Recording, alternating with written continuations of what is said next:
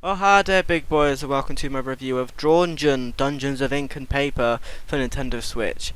To be honest, this game didn't really work for me, unfortunately. It's kind of from no fault of their own, the developers, because they've done, what they've tried to make, they've done it relatively well. It's just, the problem is, I don't know what the hell I'm doing, and I'm never really a fan of old school RPGs where you don't know what the hell you're doing and the combat's kind of boring and stuff.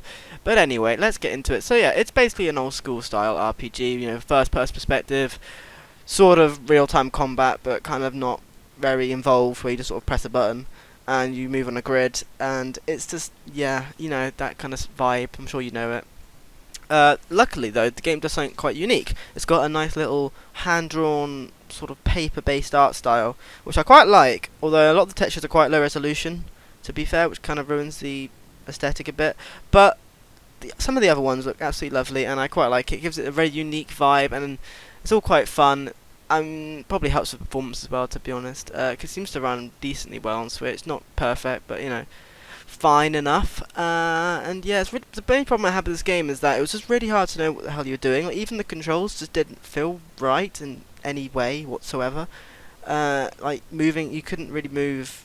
There's sort of buttons to move diagonally, but it doesn't really. It sort of just rotates you, which, I mean, I guess makes sense, but I don't know. It just didn't. I just don't like it. I just don't like how it played. And when I was trying to like level up and manage my inventory, none of it really worked. It just felt a little bit odd.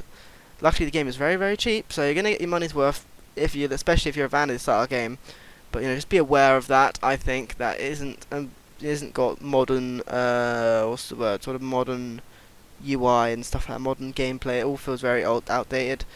There's character creation, but it's all a bit janky and weird. Yeah, I don't know. It's just the whole entire game is kind of janky.